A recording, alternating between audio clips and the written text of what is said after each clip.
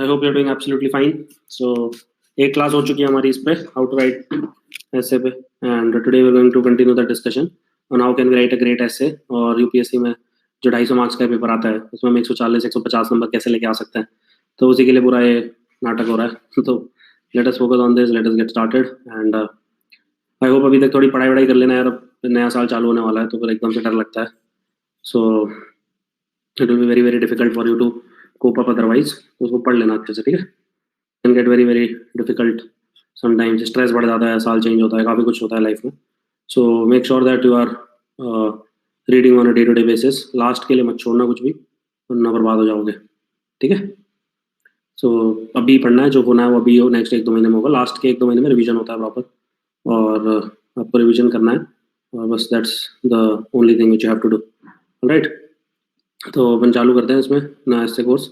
सब आ गए होंगे, सबने ज्वाइन कर ही लिया होगा. सो अभी तक एक क्लास हुई थी हमारी, if you remember, how to write an awesome essay, right. So वो हम ऑलरेडी कर चुके हैं वो वाली क्लास. एक दूसरी क्लास है आर्ट ऑफ डिवाइडिंग ऐसे इनटू 150 वर्ड्स, तो अभी वो वाली क्लास करेंगे हम, ठीक है. तो पहले वाली क्लास ऑलरेडी हो चुकी है. ये जिसने आर्ट सीख ली कि भाई 150 वर्ड्स में हम कैसे ऐसे को डिवाइड कर सकते हैं, क्योंकि आजकल 1000 वर्ड का ऐसे लिखना होता है. 1000 वर्ड का मतलब 7 question 150 words, 6 question mean 900 words, 7 question mean 1050 words. So 6 to 7 questions if you can write, the essay is done, isn't it? So that's all exactly what you have to do. Okay. हाँ हाँ, class लेंगे, उनकी थोड़ी तबीयत खराब है, ले लेंगे, डोंट वरी अबाउट इट. उनका कोर्स लॉन्च हो जाएगा साल के एंड तक, तो ठीक है. So that is what we are going to discuss today. How can we divide an essay into 150 words questions, and how can you because otherwise ज़्यादातर लोगों को तो हेडेक ही रहता है कि sir how can we do this, how can we do that. It's impossible for us to divide. समझ में नहीं आता क्या लिखें क्या छोड़ें, and so on and so forth. तो ये जो हमारा काफ़ी नाटक चलता रहता है, सर दर्द होता रहता है. So it will be tackled through that. Alright? So इसको टैकल करना बहुत ज़रूरी है. So art of dividing essays into multiple 150 word questions. Yeah, Mridul, he is very good. He is good. I have seen his videos. He is good.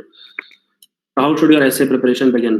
So analyze the previous year essay question paper. सबसे important चीज़ तो होती है, ज़्यादातर लोगों ने previous 10 साल के question paper ही नहीं देखे, 2011, 12, 13, 14, 15, 16, 17, 18, 19. तो वो मैं करवा दूंगा. All right, I will take you through all the question papers right from 2013 से कर लेंगे अपन, आगे के यूजलेस हैं 2019 से, उतना हम कर लेंगे. एंड यूपीएससी के कुछ गिने चुने एरियाज होते हैं, ऐसा कुछ नहीं होता कि अलग से कुछ पूछ लेती है UPSC. I have not seen कि बिल्कुल ही कोई कर्व बॉल बाउंसर फेंक दी, ऐसा तो मैंने देखा नहीं है. Analyse the previous year question papers. Okay, so N analysis should give you clarity. Diverse topics होते हैं, बट आप कुछ पिक एंड चूज कर सकते हो. जैसे मेरा फेवरेट होता है साइंस एंड टेक, राइट. अगर कुछ भी science and tech, environment and ecology related essay पूछ लिया तो मैं उस पर पाउंस करता हूँ. ओके, जैसे भूखा शेर अपने शिकार पे पाउंस करता है, वैसे मैं करता हूँ उस पर, ठीक है. If it comes in that domain of science and tech, environment and ecology, so I'll just pounce on it like anything and I'll grab the opportunity by both hands. Similarly, आप अपने strong area identify करो. अगर आप bad background से हो तो then polity type ऐसा etcetera सब करना पड़ेगा, राइट. मान लो कि पूछ लिया फाइनेंशियल फेडरलिज्म पे क्वेश्चन पूछ लिया, कोऑपरेटिव फेडरलिज्म पे क्वेश्चन पूछ लिया, इंटरस्टेट और वाटर डिस्प्यूट्स पे पूछ लिया. So many questions can be there, isn't it. So काफी कुछ आता है. तो बैड बैकग्राउंड है तो this is like your core area, right. Let us say if you come from if you like internal security, then always these are questions, right. Terrorism, Naxalism, internal security, border protection, these kind of questions are also very common. Then cyber security is also a huge point, right.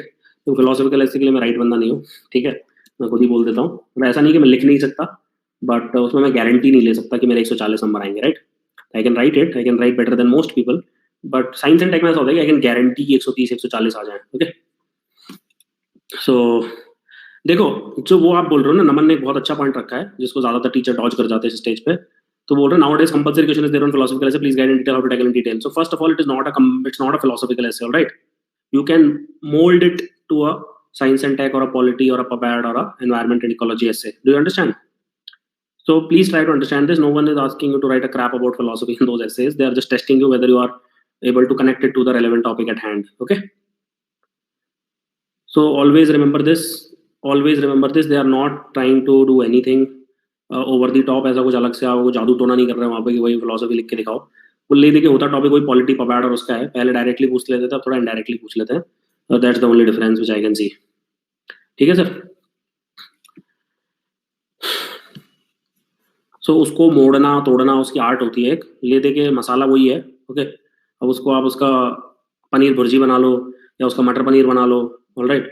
या उसका पनीर के पकोड़े बना लो, होगा वही paneer, right? I hope you understand, there like 3 totally different dish, right? Paneer bhurji will look totally different, matar paneer will look totally different, and paneer पकोड़े will look totally different, isn't it? But literally it is the same raw material, paneer.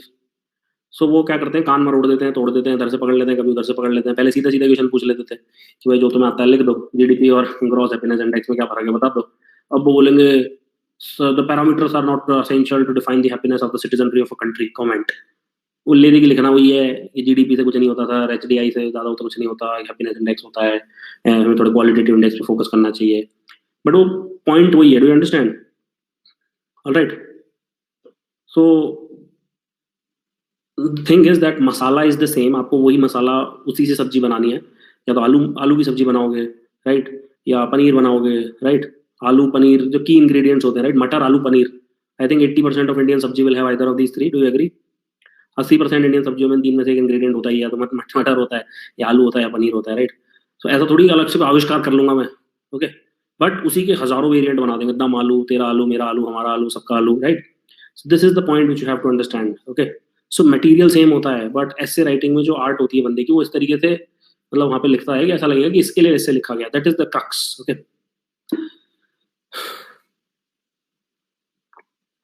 So previous year question paper, embed of questions prelims 2011 में 2000, ठीक strategy है क्या? 2013 क्यों छोड़ दिया भाई? 2013 में क्या लोड हो गया आपको? 2013 से तो पैटर्न चेंज हुआ था, तो हमारा मेन से उसको भी छोड़ दिया। सो प्रीलिम्स में 2011 में पैटर्न चेंज हुआ था, बिल्कुल सही बात है। 2011 में पैटर्न चेंज हुआ था, बिल्कुल सही बात है। मेंस में 2013 में पैटर्न चेंज हुआ था, बिल्कुल सही बात है। This is the pattern which you have to follow, okay? तो प्रीवियस ईयर क्वेश्चन पेपर्स में मैं आपकी जगह होता, मैं तो रट लेता इनको, बिल्कुल रट लेता, एब्सोल्युटली रट लेता, ओके? रात में 3 बजे उठा के पूछ लो कौन सा पेपर, कौन से क्वेश्चन आया, मैं बता दूंगा। तुरंत वॉमिट होती है, तुरंत, ठीक है? इसको नेगेटिव कोनोटेशन में मत लेना। अगर कुछ बड़ा बनना है लाइफ में तो like memory is very essential, okay? So yeah, so understanding the type of essays, descriptive, argumentative, critical, evaluative, कुछ टाइप के होते हैं, थोड़ा सा बता देता हूँ। डिस्क्रिप्टिव एसेज जैसे यूथ कल्चर टुडे, जीनोसाइड, एक मतलब लिटरली मान लो एक वर्ड आ गया जीनोसाइड, अब इसको आप डिस्क्राइब ही तो करोगे, इजंट इट? सो जीनोसाइड में क्या करोगे आप? डिस्क्राइब करोगे, लेकिन मतलब एक वर्ड आ गया जीनोसाइड, ऐसे लिखो उसके ऊपर, या youth culture today. So these are the examples where you have to like elaborate, illustrate, give examples, define, जो भी हो सकता है, right? So you don't have to give your opinion that youth culture is good or bad. You can just tell that this is how the youth culture is, right? There is no question and answer strategy in this. Well, लिखते जाओ लिखते जाओ लिखते जाओ और बस चलता रहेगा. Then you have code based essay like need brings greed, if greed increases it spoils breed, right? अब इसको आप totally sustainable development में घुसा सकते हो, isn't it? टोटली इसको सस्टेनेबल डेवलपमेंट की तरफ मोड़ा जा सकता है कि हमने धरती तबाह कर दी, हमने ये कर दिया, हमने फलाना कर दिया, राइट? जानवर मर रहे हैं, स्पीसीज एक्सटिंक्ट हो रही है, पानी में फोम निकल रहा है, हवा में सांस नहीं आ रहा। आई hope you understand, okay?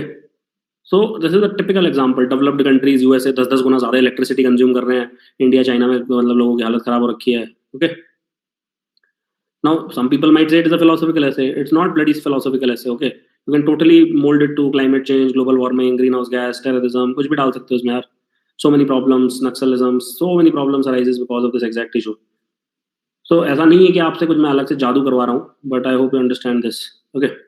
Now, joy is the simplest form of gratitude. This is like a, I will say, hardcore philosophical type of essay, okay? सो इसमें क्या है कि ज्यादा ऊपर नीचे करना थोड़ा मुश्किल होगा, बट इसमें भी काफी चीजें करी जा सकती हैं। बट ये जो पहला वाला है ना, ये तो एग्जामिनर आपको प्लेटर पे लिख के दे, फुल टॉस दे रहा है आपको, कोई मार दो इस पे छक्का, ठीक है?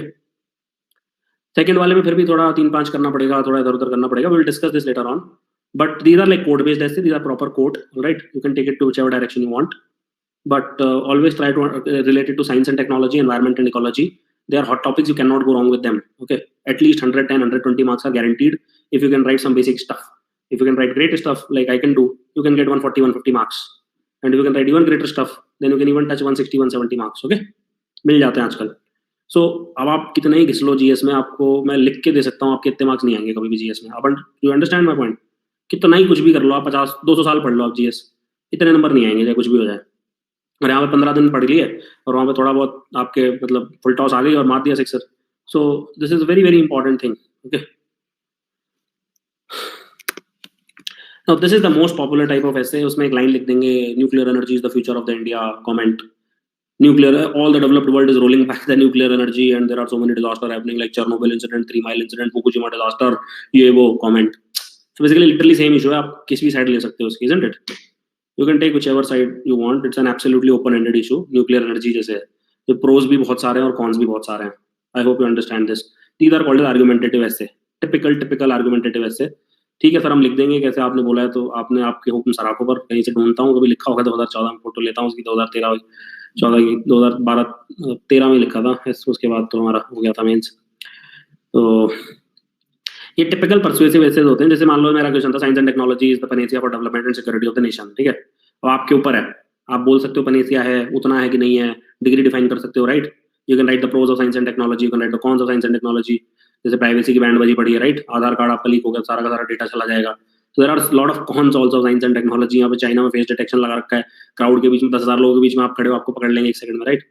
सो basically there are cons also of science and technology कि आपकी प्राइवेट लाइफ कैसी की तैसी हो चुकी है, it doesn't exist, it exist in theory, but yeah there are pros also that you have CCTV camera, so people don't usually उतना theft नहीं होता, right. So it has reduced a lot, petty theft at least. So there are pros, there are cons, you are more secure, but cyber security has a double edged sword. So these are called argumentative essays, जब आप argument देते हो, ठीक है, तो इसमें proper आप argument दे रहे हो कि भाई जरूरी है कि नहीं। देखो ये तो कोई डाउट ही नहीं है इसमें, कोई गधा लिख के कि science and technology should be banished and we should go 10,000 years ago। That is the most stupid argument you can ever give, right? Because instantly what will happen is your 8 billion population will instantly become 800 million. Okay, do you know this? 90% of humanity will die instantly. Instantly का मतलब within 2-3 years, 10 years, guaranteed, लिख के दे रहा हूँ। Earth will not be able to sustain them without science and technology. So that question is out of the. Do you want to murder 7 billion people? Answer is no, right? So there is no way that you can roll back science and technology. अब जीना तो इसी के साथ है, right? जैसे माँ बाप हैं आपके, आप चूज नहीं करते ना अपने माँ बाप, तो जैसे साइंस एंड टेक्नोलॉजी आपने चूज नहीं किया, आपके ऊपर थोपा गया है, या आपके पास है, अब उनके साथ कैसे रहना है, कैसे काम चलाना है, कैसे मतलब आपको उनको हैंडल करते हो, वो आपके ऊपर है। I hope it is clear. So in such kind of essays, author of the essay should be able to convince the reader about his or her opinion. Such essays are also called as persuasive essays. The topics for such essays may be controversial issues, and such essays can make use of question and answer strategy. So some examples include censorship is sometimes justified, cooperative federalism is it a myth or a reality? All right. अब ये typical example है, भाई myth है कि reality, आप बताओ, right. आप argument दो, आप बताओ उसका प्रोज क्या है, आप बताओ उसका कॉन्स कैसा, आप बताओ, आपके ऊपर डाल दिया, हमारा क्या लोड है भाई, हम तो यहाँ बस समोसे कचौरी खाएंगे, आप बताओ। सो this is like typically on you. Censorship is sometime justified, ना आपके ऊपर है, okay. Again like you will write it depends. Let's say बहुत ही घटिया ऐसी मूवी बनाई है, बिल्कुल एंटी इंडिया, जो महात्मा गांधी को गाली दे रहे हैं, सबको गालियां दे रहे हैं कि पता नहीं क्या है, और सारी कम्युनिटीज को, रिलीजन को ऐसा कर रहे हैं, तो आपको सेंसरशिप करनी पड़ेगी ना उस केस में। So उस केस में you will have to do, otherwise it will incite communal riots. 10 lakh people might die after seeing that movie, right? इतना hatred हो सकता है, इतना vitriol acid हो सकता है कि लोग riots करने लग जाएं, isn't it? So but waste में नहीं होता। वेस्ट में आपको जैसी मूवी बनानी है बनाओ, जो मर्जी करना है करो, जैसा गाना लिखना है लिखो, जो मैगजीन छापनी है छापो, right.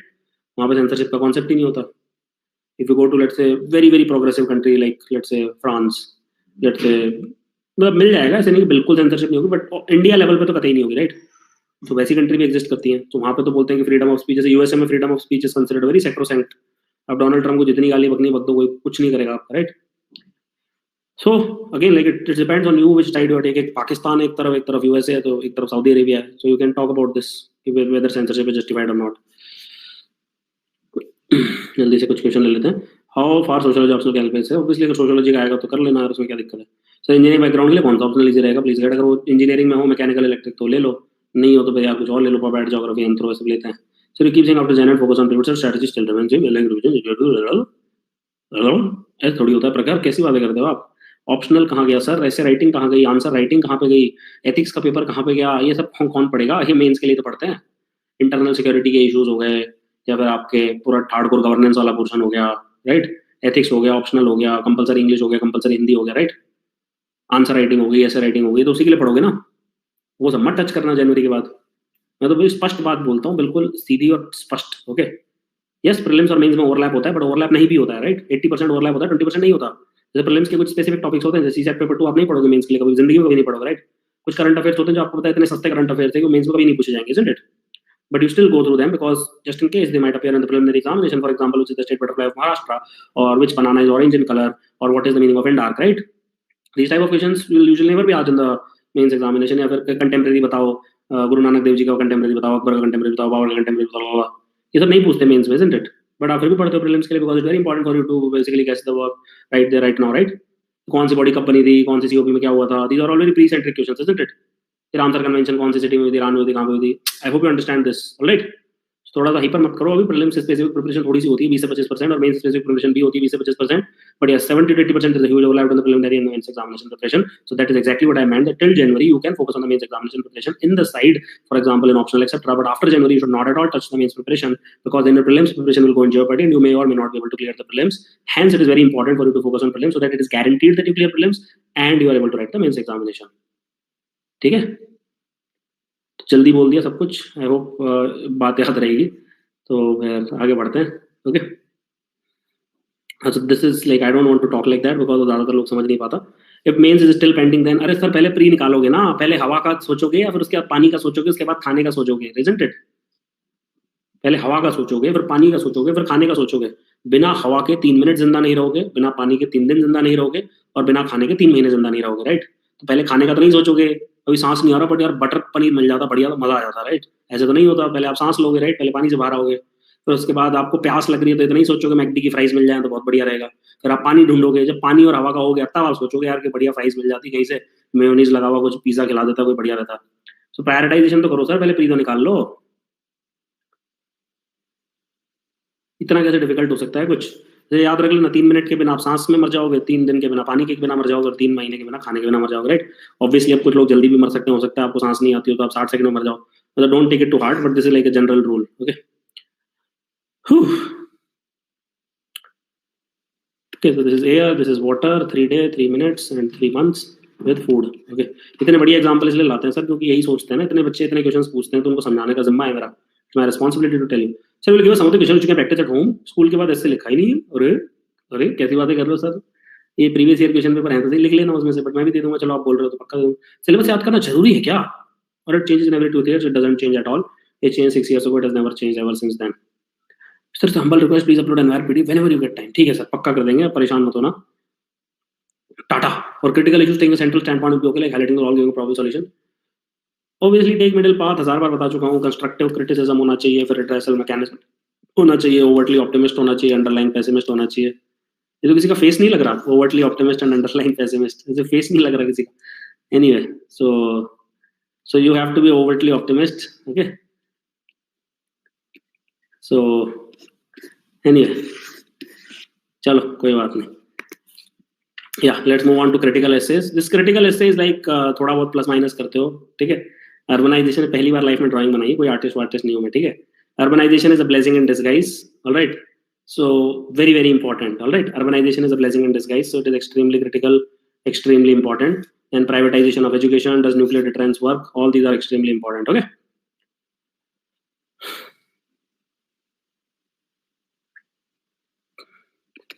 Okay. Yeah, I will take the environment class later on. Sorry about that. So strengths and weaknesses of an article write-up, okay, are analyzed. So these essays can be identified by hidden question. So urbanization is a blessing in disguise. So for example, यहाँ पे आपको pros and cons लिखने पड़ेंगे, isn't it? So whether the urbanization should happen, it should not happen, etc. So that is extremely critical and that is extremely important, right? अब उसके pros भी होंगे, cons भी होंगे. Urbanization तो होगा ही, जैसे मैंने आपको बताया था कि India is going to be a country where urbanization will be rampant, isn't it? So that will be extremely rampant. आपको मैं बता चुका हूँ already कि urbanization as a problem will be huge in a country like India, right? क्योंकि 50% people will be there and that will create a huge issue. So please remember this. Anyway, so urbanization is a blessing in disguise. Privatization of education, does nuclear deterrence work? So these are like important points which you can understand. So critical essays are those which analyze the strength, weakness, opportunities and challenges. So there are 4 main subcategories: problem solution type, cause and effect type, compare contrast type, advantage disadvantage type. Okay, so these are the various means of essay writing. So analyze the strength, weakness, opportunities, challenges, etc. So this is extremely critical. So let us discuss this. So ये आप easily लिख सकते हो. So problem solution, compare contrast, advantage disadvantage. So this is very easy to divide into 150 words questions. All right. So this is like something which I really love. इसको बहुत easily कर सकते हैं. Okay. And let's say this is an example. This is a typical example of this, right? So does nuclear deterrence work? Do you think it works? So till now it is proven yes, it works. Obviously तभी तो war नहीं होता. Nuclear power never fight against each other. So this is the typical example of that. So yes, it definitely works. So there are evidences that nuclear deterrence is working, like Cuban Missile Crisis. For example, India and Pakistan, they never like shout कि भाई हम nuclear bomb फोड़ देंगे, right? ये बोलते हैं हम तुम्हारे अंदर घुस के मिसाइल कर देंगे, तुम्हारा वो कैंप तोड़ देंगे, ये सब हो जाएगा। बट वी नेवर थे कि हम इस्लामाबाद पे न्यूक्लियर बॉम्ब फोड़ देंगे, ऐसा नहीं सुना होगा आपने कभी, राइट? क्योंकि उधर भी न्यूक्लियर बॉम्ब है, इधर भी न्यूक्लियर बॉम्ब है, अननेसेसरी पूरा कचरा होगा वहाँ पे, लाखों लोग मर जाएंगे मजे मजे में। So it's not a good idea, right, that 1 lakh people are dying for nothing. It's a useless idea. So US North Korea issue, North Korea बिल्कुल कुछ नहीं करेंगे, बात करने से कुछ नहीं होता, but it's impossible. North Korea मच्छर भी नहीं है यूएसए के सामने, right? But because of this exact issue of nuclear deterrence, like USA को जैसे डर के रहना पड़ता है, right? Now, peace during Cold War also is one of the example which is given because US और रशिया के पास इतने nuclear stockpiles हैं कि you can destroy Earth multiple times over. Okay. So due to existence of a nuclear bomb, there are less chances of conventional war, but some chances of nuclear holocaust. ये भी बहुत बड़ा dangerous statement है, by the way. Okay. मान लो कि आज से 5000 साल पहले, आपको वो पता होगा, तैमूर का नाम सुना है आपने, जो 700 साल पहले इंडिया में आया था करीब?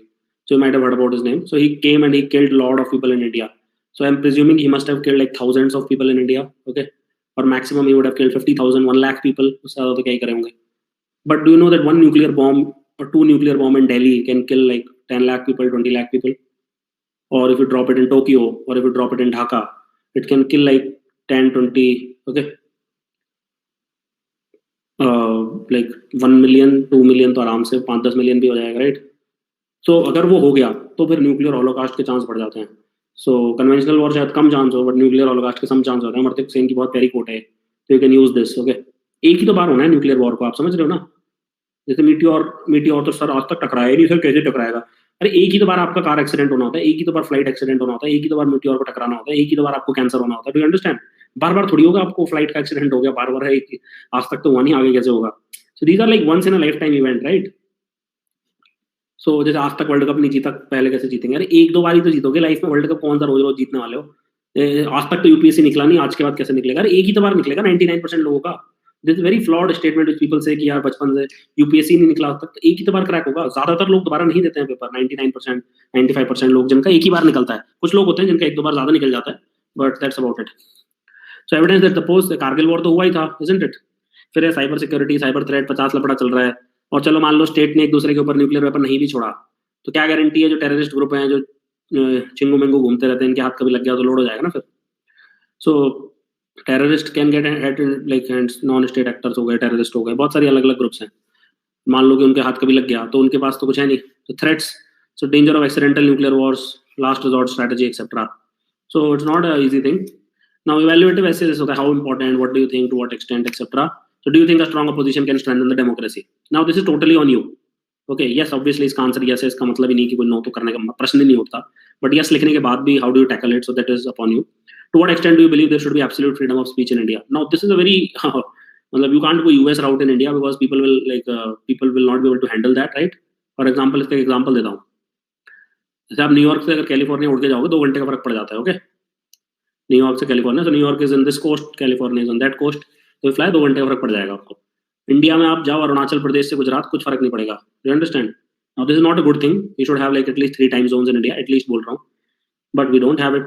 Why don't we have it? Because people will get confused, isn't it? Because वहां से चले तो भी सेम टाइम है, उतरे तो भी सेम टाइम, सर दर्द हो जाएगा लोगों का, राइट? कंफ्यूजन हो जाएगी बहुत। ऐसा सरकार बोलती है, ऐसा मैं नहीं बोलता, सरकार का ऑफिशियल स्टेटमेंट है। People will not be able to understand. So पूरी दुनिया में हो रखा है, इंडिया में नहीं हो रखा। ओके, पूरी दुनिया में, इंडिया में नहीं है। ऑब्वियसली कंट्री बड़ी भी होनी चाहिए, ईस्ट टू वेस्ट काफी बड़ी होनी चाहिए country, which India is. Okay, we are huge east to west, Gujarat और Arunachal Pradesh is huge. Okay, so we should have at least 2 to 3 time zone, but होता ही है। Similarly absolute freedom of speech दे दी इंडिया में, तो रोज ही दंगे फसाद ही चलते रहेंगे। ओके, व्हाट्सएप पे रोज लड़ाइयां चल रही हैं, यही होता रहेगा, इजंट इट? तो जैसे ही कुछ भी राइट होते हैं, आज भी याद है, मैं मध्य प्रदेश में था, हमारी ट्रेनिंग चल रही थी IAS की। सबसे पहले बताते हैं इंटरनेट बंद कर देना, सबसे पहले यही बोलते हैं इंटरनेट बंद कर देना, उस इलाके का, उसका, उस लोकेशन का, कॉलोनी का, डिस्ट्रिक्ट का, सिटी का, स्टेट का, जो भी, समझ रहे हो?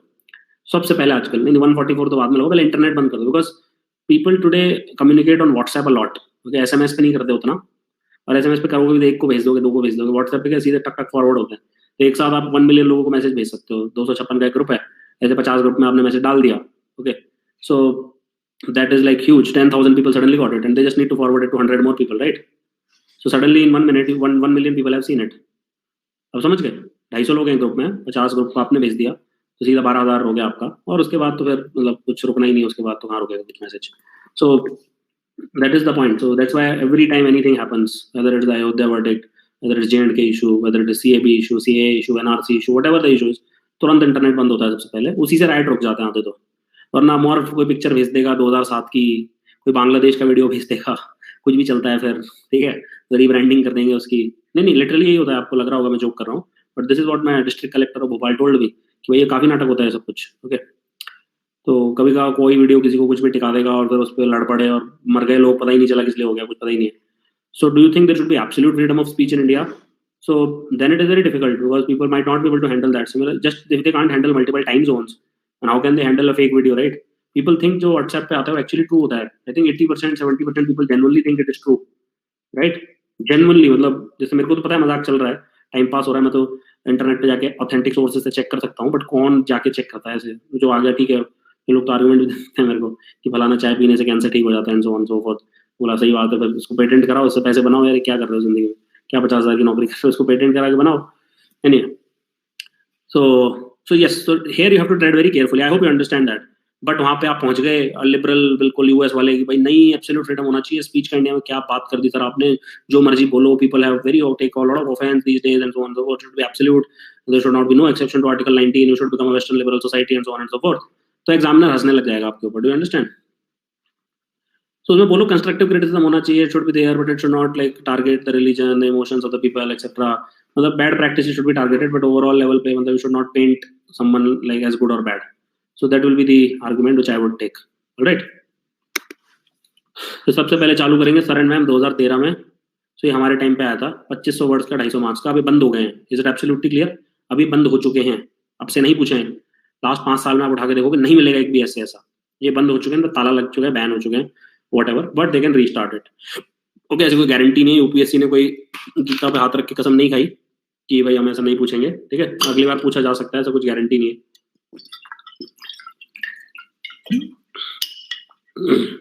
ठीक है ना? So be the change you want to see in others. ये तो हमने जैसे ही देखा हमने हाथ जोड़ दिए गांधी जी के आगे, गांधी जी आप हमारे राष्ट्रपिता हैं, हम आप पे कोई टीका टिप्पणी नहीं करेंगे, ठीक है, तो हाथ जोड़ दिए मैंने। Is the colonial mentality hindering India success? इसमें मैं लिख सकता था, काफी अच्छा आंसर लिख सकता था, बट मैंने सोचा चलो फिर तो काफी लोग लिखने वाले हैं, सारे जो पबैड वाले हैं और सारे हिस्ट्री वाले हैं और सारे जो भी ह्यूमैनिटी वाले सब इस पे कूदेंगे, तो इसको हमने छोड़ दिया। हमारे पास बचा ऑप्शन नंबर 3 और 4। जीडीपी जीडीएच बाय गॉड पूरा रट के गया था, मैं भूटान का पूरा एक्सपेरिमेंट पढ़ के गया था और मतलब ऐसे भरा बैठा था अंदर से कि जीडीपी जीडीएच पे तो पूरा लिख के आऊंगा अच्छे से, बट फिर मैंने पढ़ा चौथा पॉइंट और वो चालू होता है साइंस एंड टेक्नोलॉजी। इतना ही पढ़ा था मैंने, साइंस एंड टेक्नोलॉजी, आगे तो मैंने पढ़ा नहीं, ऊपर के 3 काटे आ गया साइंस एंड टेक्नोलॉजी। अब तो मतलब बस लोड ही नहीं है लाइफ में, तो अपना ही आ गया भाई, 10 साल से पढ़ रहे हैं और तो अच्छा आता है, और उस पर भी ग्रोथ एंड सिक्योरिटी और पनेशिया और ऐसी चीजें पूछ डाली, तो कई लोगों को तो पनेशिया का मतलब ही नहीं पता होगा, राइट?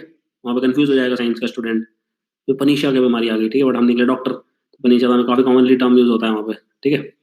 सो बिल्कुल हमारे ऐसे फुल टॉस आ गई और फिर हमने 140 मार्क्स आ गए, इंडिया में 1 ऑफ द हाईएस्ट थे, तो कोई इसमें डाउट नहीं है, बट हमेशा ऐसा इतना नहीं होता। बट मान लो मैं जीडीपी जीडीएच पे भी लिखता तो भी उतना ही नंबर आता है, आई होप यू अंडरस्टैंड। शायद 140 नहीं आते, 130 आ जाते, बट ये ऐसे 3 ऑप्शन थे मेरे पास, ऐसा नहीं था कि मैं एक गलती से आ गया तो मैं वहाँ पे भगवान की पूजा कर रहा हूँ कि थैंक यू गॉड। 2 पे भी लिख सकता था, 3 पे भी, 4 पे भी, इवन 1 पे भी लिख सकता था, okay, but I wrote it on 4। So let's say if you have to write on this, so you start with like science and technology has always been relevant for our country. I can literally tell you I wrote this essay and it got marks, so it is validated by UPSC also, right? Unlike other armchair theorists which have never given UPSC essay writing exam or who got 35 marks in essays, I can actually tell you कि भाई essay आया था, मैंने लिखा था, उसमें इतने marks आए थे, okay? So I literally divided this into like 200 words के करीब 12 क्वेश्चन बनाए थे मैंने। I wrote around 2300 2400 words, मतलब exact तो नहीं पता, 2000 से ऊपर ही थे, 2000 से नीचे नहीं थे, इतना मेरे को याद है, okay? And it works. Introduction लिखा था करीब 200 वर्ड्स का और कंक्लूजन लिखा था करीब 200 वर्ड्स का, और बीच में बॉडी थी उसकी करीब 1500-1600 वर्ड्स की, राइट? उसमें भी अच्छे से हमने क्वेश्चंस लिख के आए थे, उसमें पूरा हमने ऐसा वो एंगल दिया था, वो होता है ना आपका, so who are the vulnerable sections in India, so elderly को कैसे अफेक्ट करेगा, वुमेन को कैसे अफेक्ट करेगा, राइट? चिल्ड्रन को कैसे अफेक्ट करेगा, माइनॉरिटीज को कैसे अफेक्ट करेगा, ओबीसी एसटीज को कैसे अफेक्ट करेगा, पीपल विद डिसेबिलिटीज को कैसे हेल्प करेगा, right? Because growth of the nation will depend on the entire spectrum, isn't it? Growth of the nation can only happen when basically this is 90% of India's population: elderly, women, transgender, okay, children, minorities, OBCs, STs, people with disabilities. सिर्फ 10% population ही empowered है, 90% नहीं है। अब आपको लगेगा India में ऐसा होता है, ऐसा बिल्कुल भी नहीं है। आप साउथ अफ्रीका चले जाओ, वहाँ पे भी सिर्फ 5 to 10% नॉन ब्लैक जो लोग हैं, वाइट्स हैं, So they are basically, they used to rule over the 90% of the population. I hope you know that. Before Nelson Mandela came in 1994, वो तो बिल्कुल ही रूल ही करते थे. यहाँ तो चलो वैसा नहीं है, कोई डिस्क्रिमिनेशन नहीं होता on the constitution. वहाँ तो proper apartheid चलता था 1994 तक. I hope you know that. So this happens in all the countries in the world where 5 to 10% minorities, so they tend to overtake over the majority. So it happens a lot. Now let's talk about 2014 से इन्होंने ये चालू कर दिया तंत्र. Okay, so write 2 essays, choose one from each of the following section A, B. So with greater power comes greater responsibility. Okay, so you can write it, you can take it to the political angle, you can take it to a lot of angle. Is the growing level of competition good for the youth? Now you can take it to various another like different directions, like competitive exams ले सकते हो, right? Suicide वगैरह ले सकते हो, jobs वगैरह ले सकते हो. You can take it to different examples, all right? लोग कोई क्रिकेटर बनना चाहता है, उसका difficult route, basic hand to mouth existence नहीं हो रहा, brain drain हो रहा है, salary अच्छी नहीं, whatever. There are like different routes which you can take it to. Are the standardized tests कुछ better of academic ability or progress? Again, can you see all these are like literally correlated? Second and third. इतने engineering colleges खोल दिए, सबको degree तो मिल रही है, but 90% of them are not employable. Like doctors are not coming out good, humanity students are not good, commerce students are not good. तो good कौन है, right? So standardized test करके क्या उखाड़ लिया आपने? कोई BE डिग्री ले लिया, MBBS कर लिया, कुछ आता है नहीं आपको. I hope you understand. So this is like literally that example. Words are sharper than a two-edged sword. Now again, this is slightly on the philosophical ground. उस टाइम पे एक recent event हुआ था, उसको आप quote करके लिख सकते हो. But again, like these are like थोड़ा सा hypothetical type, तो वो थोड़ा हवाबाजी हो जाती है. But can you see, is the growing level of competition good for the youth? Is like this. Do you think a strong opposition can strengthen the democracy? To what extent there should be absolute freedom of speech in India? This is a typical example of an evaluative essay where you have to tell, yes, competition is very good because of competition. People are doing this, but then you can also give example of quota or board exams where every time the 10th or 12th exam result is declared, you will find that hundreds of people have committed suicide across country, right? So yes, it is good to a certain extent, but not at the cost of the person. If they want to do 10th board, if they want to have 99%, if they want to crack JEE, good for them. But alternative career path should be developed so that we don't follow the youth, make them sheeps, right? We should not have like bhed chal. We should develop alternative careers for them. We should develop scope of them. We should develop awareness around them. We should do information, education, and communication program around them. Government should promote it, right? They say Kishore Vaigyanik Protsahan Yojana. So those who don't want to go into that rat race, they can become scientists, they can go to IISc, etc. Okay. So that is one thing. Let's say you want to become an actor, so there should be a predefined path. If you want to become a sports person, there should be a predefined path. If you want to become an athlete, there should be a predefined path. If you want to become a chess player, there should be a predefined path. All right. So there should be more examples. Government should encourage them, and so on and so forth. If you want to become a small business owner, there should be a path. If you want to become an entrepreneur, there should be a path. Is it absolutely clear, sir? समझ में आ रहा है क्या मैं क्या कह रहा हूँ? So ऐसा नहीं कि कंपटीशन बिल्कुल नहीं होना चाहिए, तो बैंड बच जाएगी, क्योंकि हमारे जब तक डंडा नहीं पड़ता सर पे तब तक कुछ करते नहीं है. बट बिल्कुल बहुत ही एक्सट्रीम कंपटीशन कर दिया कि सभी लॉयर डॉक्टर इंजीनियर डॉक्टर बनते हैं, राइट? तो 90s में जब मैं ग्रो अप हो रहा था, अर्ली 2000 में, तो सभी इंजीनियर या डॉक्टर ही बन रहे थे चारों तरफ. आपने भी शायद पता नहीं नोटिस किया है कि नहीं. Everyone was like engineer doctor engineer. मुझे लगता था this was in north India, but then I went to AIIMS and I saw that it was literally the same across the country, barring a few states here and there. In South India also the same problem, right? So doctor engineer. So उससे ऊपर उठो sir, life में और भी 50,000 चीजें करने के लिए. So this is the essence of this essay. आप समझ रहे हो? This is the essence of this essay. Yes, competition should be there, but there should be alternative career paths for the youth so that they don't need to compete in things which they are not good at, they are not passionate about, which they are not enthusiastic about. It will lead to nation development. We need different kinds of professionals to cater to the demand of the 21st century, where machine learning, artificial intelligence, and augmented reality and virtual realities and Internet of Things, and these things are becoming reality, nanotechnology and nanorobotics and whatnot. We need different kind of talent to support it, isn't it? We just don't need the same kind of talent. We need entertainers. We need content in regional language. I hope you understand what I'm trying to say. So is the growing level of competition good for the youth? No. It is not that good. To a certain extent, yes, it enables it, but after that it becomes detrimental to the nation growth. समझ में आया कि कैसे answer लिखना होता है? तो you are supporting it also, you are countering also. If you don't support it at all, तब भी आपका नंबर कम आएंगे. If you support it too much, तब भी कम नंबर आएंगे. Standardized test a good measure of academic ability. So बोलो कि पहले important था, but now they have lost their relevance. Largely, the academic modules are outdated. मतलब डॉक्टरी की बात बता रहा हूँ, जो एम्स जैसे इंस्टीट्यूट में पढ़ा था, आधी चीजें आउटडेटेड थी. आप समझ रहे हो? फर्स्ट लेक्चर मेरे को आज भी याद है, 4 अगस्त 2008 की बात है.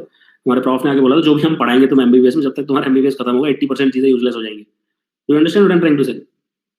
जब तक तुम्हारा एमबीबीएस खत्म होगा तब तक 80% चीजें यूजलेस हो जाएंगी, तो इतना लोड मत लेना. तो बोले ये सही है, मतलब यार ये पहले दिन ही सही है.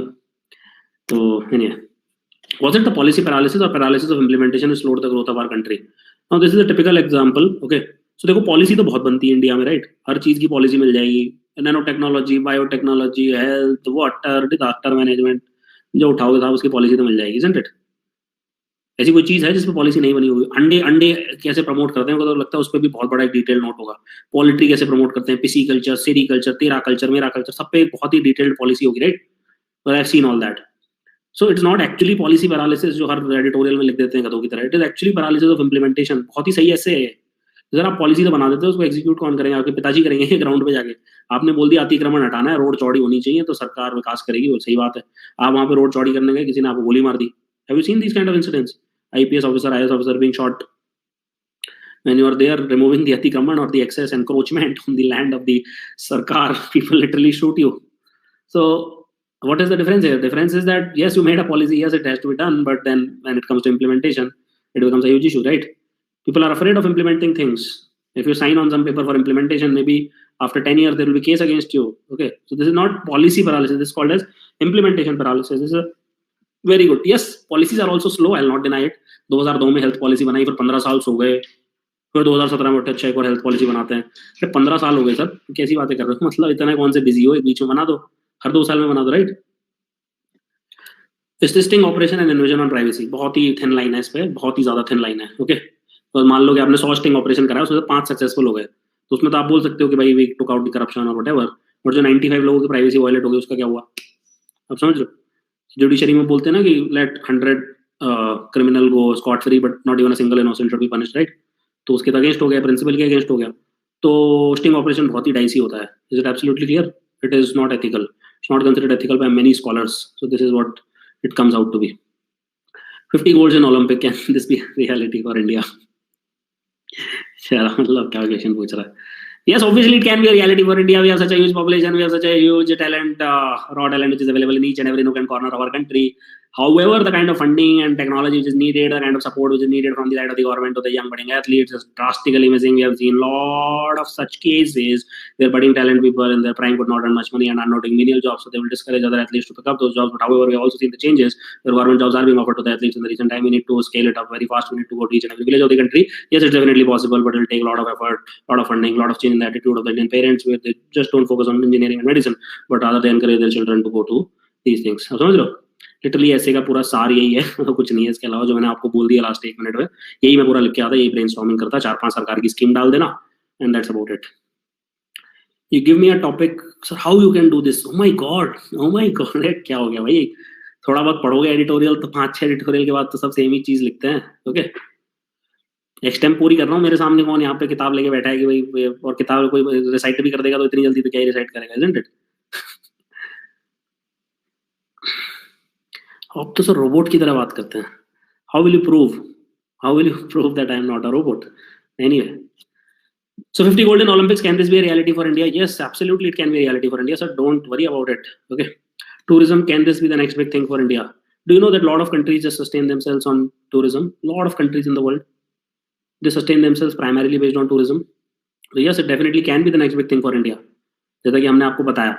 अब इसमें क्या होता है, कई गधे इसको बस दिल्ली आगरा ताजमहल देख लो, उधर ये कर लो, ऐसे नहीं होता। Okay, that is one kind of tourism, sightseeing. Another type of tourism is, let's say, ecosystem tourism. Have you heard about this eco tourism?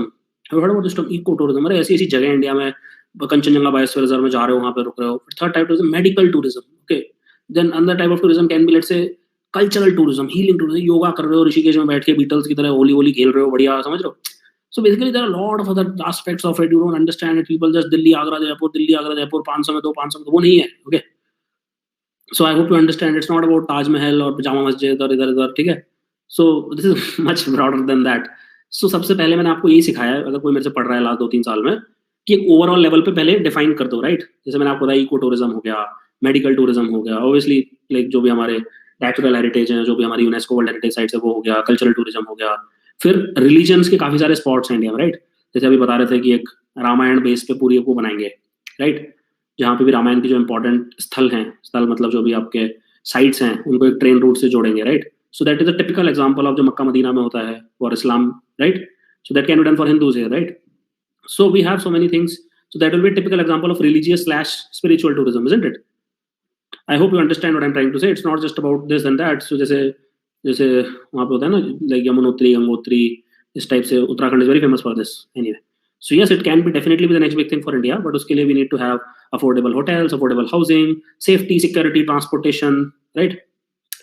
So बिल्कुल क्लियर है कैसे लिखना है इसको. क्वेश्चंस डिवाइड कर लिए. पहले what is tourism, yes it can be very big thing. What are the types of tourism, yes we just discuss that and so on and so forth. Okay, so lending hands to someone is better than giving a dole. अब वो एक ही बात है मतलब इसका. Okay, इसका literally वही मतलब है. If you give a fish to a man he will eat for a day. If you tell them how to fish they will feed themselves for life time, right? Literally वही मतलब है इसका कि अगर किसी को आपने भीख दे दी एक दिन तो उसमें कुछ नहीं होगा उसका, बट अगर आपने उसको सिखा दिया कि उसको कैसे यूटिलाइज करना है तो फिर उनका अच्छा काम हो जाएगा. Alright, so that is the literal meaning of this. चलो सर आगे बढ़ते हैं. So पढ़ लेना. Technology can not replace man power. Crisis faced in India, moral or economic etc. Development is not done. So just go through them. So I have added these question paper. Alright, so आगे बढ़ते हैं. Actually let's see what are these. So divide the keywords into many dimensions: historical, social, political, economic, environmental, ethical, technological. This is one thing. Alright, other thing is divided among the people. Okay, so elderly, women, children, person with disabilities, minorities, OBCs, SCs, STs. So these are the various dimensions. Transgenders, right? Elderly, women, children, PWD, minorities, this, transgenders. Do you understand what I'm trying to say? So how will it help women? How will it help elderly? How will it help people with disability? How will it help children? How will it help minorities? So basically, this is one dimension. This is another dimension, subject-wise, historical, social, political. जैसे science and tech पे ऐसे लिखना है, तो उसकी थोड़ी history बता दी, उसका थोड़ा social angle बता दिया, उसका थोड़ा political angle बता दिया, and this is across the groups. So that is extremely important. So find the keywords in the given topic, expand the subpoints. So it is in general a composite sum of well-being of individuals through the use of public and private institutions, civil society. So keywords, phrases are well-being of individuals, public and private institutions, civil society, etc. Then generating subpoints on different dimensions. So divide the keyword into many dimensions. We have already discussed this. Then you can also have problem-solving approach, right? So let us say competition ज़्यादा है तो क्या करो उसके लिए? So you can develop alternative careers. You can change the mindset of the parents so that they don't force the children into the same thing again and again, right? 50 gold चाहिए तो सबसे पहले क्या करना पड़ेगा? सबसे पहले तो बहुत सारी फंडिंग चाहिए, राइट? आपको अच्छी फैसिलिटीज बनानी पड़ेंगी, अच्छे लेवल के फुटबॉल स्टेडियम बनाने पड़ेंगे, हॉकी की टर्फ बनाने पड़ेंगे, जिम बनाने पड़ेंगे, बैडमिंटन बनाना पड़ेगा, बास्केटबॉल कोर्ट बनाना पड़ेगा, स्विमिंग के लिए पूल बनाना पड़ेगा, राइट? अगे क्रिकेट के लिए मैदान बनाना पड़ेगा. Obviously you need lot of funding सबसे पहले, without a doubt. Then you need to make it a sustainable career, right? Athlete should make money, otherwise कौन आएगा यहाँ पे? 10 साल पैसा कमाया उसके बाद वो दर दर की ठोकरे खा रहे हैं, वो नहीं होना चाहिए, isn't it? So that will be very, very detrimental. So delve into what, why and how of what is being asked. Identify the problems and solution. So generating points through this approach should be used for all the dimensions while keeping the solutions for the conclusive paragraphs. So remember to group and subgroup points under relevant subheadings. Do not reflect the kind of approach in your essay. Okay. So like fuse different types of points. This is very, very important. Okay. So it has to be seamless. Okay. So connect one line of paragraph to another. There should not be any abrupt jump. ये काफी बुरा लगता है जब ऐसे पढ़ते हैं तो. It looks very bad. So examples देख लेते हैं. Public healthcare system in India is overburdened. Social media really free. Social media is an anti-selfish medium. Are the electronic voting machines credible? Should we go back to the ballot paper again? Social disaster. Let's discuss this. So public healthcare, you can just go through this. So let's say सबसे पहले तो introduction लिखोगे, right? I already covered how to write an introduction. Now what do you mean by public healthcare system? That can be a good question, right? So all the public, all the private, all the voluntary entities which leads to any health services provided within a particular jurisdiction. So that will be the part of that public healthcare, right? Then third question can be, what is the structure of healthcare system in India, right? So एक होता है sub centre, फिर primary health care, secondary health care, okay, फिर community health care वगैरह हो गया आपका, फिर टर्शरी हेल्थ केयर हो गया, मेडिकल कॉलेजेस हो गए, and so on and so fourth. So is the PHC really overburden? अब तो मतलब सब सेंटर्स को हेल्थ एंड वेलनेस सेंटर बोलने लग गए, but so is there any criteria to define any overburden? Are there less doctors in India? Is there any medical facilities available there? Is drugs available there? MRIs, X-rays, कुछ होता है, कुछ नहीं होता, okay? So what is the role of central and state government in there? So health is in a state list, drug control, prevention of communicable disease, family welfare, medical education, they are in concurrent list. So yes, health is definitely in a state list, but without these things, health cannot be maintained, right? Family welfare, medical education, drug control, prevention of communicable disease, all these are part of the central list. Obviously, इसके बिना कुछ हो नहीं सकता. So both of them are important. Both of them have to play a very important role as far as this is concerned. So at which level is the problem very serious? As the level increases from primary to tertiary, average availability of manpower is less. Okay. Why is our healthcare system overburdened? So high population, increase in communicable, non-communicable, vector-borne disease, right? यही तो सारी problem है. Very, very high population, increase in communicable and non-communicable and vector-borne disease, right? भर के हैं यार, भर के. Communicable disease line लगी पड़ी है, non-communicable disease और भी बड़ी line लगी पड़ी है. 10 करोड़ लोगों को तो इंडिया में डायबिटीज है, तो क्या टाइम पास कर रहे हो आप? 10 crore, can you imagine? 8% of India's population is suffering from diabetes. Further in future, I think 15-20 crore of us will have diabetes. Okay, not a joke. 1/6 of the population has diabetes. So obviously it is overburdened. Tuberculosis, maybe we are highest in the world. Okay, So it's not a joke. And on top of it, shortage of skilled manpower like medical professional, support staff, etc. So this is mainly the introduction and anecdote, imaginary story, definition, structure of PST in India. But third, this is PSC really overburdened. So patient to doctor ratio, population to doctor ratio, related facts, and role of central and state government. Health is a state subject, but drug control, family welfare is in concurrent list. And there are problems in different levels, right? Primary pe alag hai, secondary pe alag hai, tertiary pe alag hai. Then reasons for overburden: there is very high population, inadequate skilled manpower, shortage of drug and devices, increasing vector-borne, non-communicable disease, lack of preparedness, coordination. All these are important points. Now, what are the main reasons? Again, like we can discuss: high cost of medical education, less number of government colleges, less funding.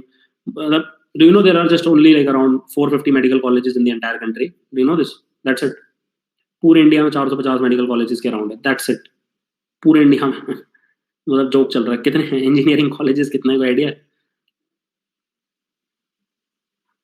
Can anyone tell me? 1000 1000 engineering colleges. Anyway, so more attractive opportunities in private sector for highly skilled professionals. So impact of overburden on economy and society. Can this problem be solved? So better funding, better education, proper coordination, better quality management, etc. So conclusion: medical professional says that I can reduce death, but I cannot reduce mortality. Right? District collector can reduce mortality. Doctors can't reduce mortality. I have been both. I was part of district administration also. I was part of doctor also. So as a doctor, I can save 1 life, 10 life, 20 lives, 50 lives, right? But as a district collector, you can save thousands of lives. अगर आपने ORS अच्छे से distribute करा दिया, X-ray facility provide करा दी, medicines, essential medicines time पे provide करा दिया, I hope you understand. So medical profession में you can reduce deaths, but you cannot reduce mortality. Always remember this. 5, 10, 20, 50 लोगों को आप ठीक कर सकते हो, but so what keywords like running to aims like hospitals, help in admission, इसका introduction पढ़ोगे तो long queue at registration counter. So all this can be expanded very easily. High demand for doctors. So India is very low in terms of doctors. Okay. So rural urban imparities in healthcare, huge issues, longer than required wait for a simple lack of diagnostic facilities. So is social media really free? So उसमें आप ये सब question डाल सकते हो ना. सबसे पहले तो ये डिफाइन करो कि what is social media. So that is a very important question to ask. So what is the social media, right? So this is a very, very important question. So what is meant by social media? What are different types of social media? Why is it so popular? Is it very important for modern life? How does social media impact society? Is social media partially free, completely free, or not at all free? If it is free, why it is not? Okay, because you are the product, you sell your privacy for that. Why is it free? Rather, should it stay free, etc. So these are the different questions in which you can write, isn't it? So if it is free, then how does it make money? What are the business models? What is the future of social media? Its negative effect? Is the cost only monetary? What are the other non-monetary costs which you are paying? How can an individual, society, or nation better utilize the opportunities provided by the social media? So these are like various topics which you can touch upon and which you can cover. So social media is inherently a selfish medium. Again, like what do you mean by medium? What are the arguments in favor of this? What are the arguments to disprove this? Which of these two positions look convincing and why, and so on and so forth. So I got partly nice go. I have written some introductions, etc. for you. So and I'll give you some examples in the last. So उसके आपको अभी बैठ करके questions बनाना है. All right. So we will discuss more how to conclude essay. We'll discuss conclusion. Yeah, we are working on it. So then don't choose it. If you can't cover it, then don't choose it. Yes, 100% cover करेंगे. कैसी बात कर रहे हो? Very difficult to crack, but you can just like double up your efforts. Okay.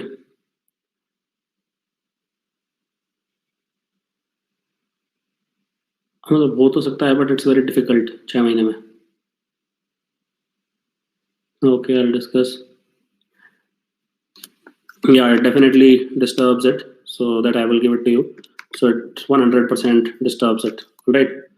So, but unfortunately, that we cannot do anything about it. But yeah, 100% it disturbs. So anyway,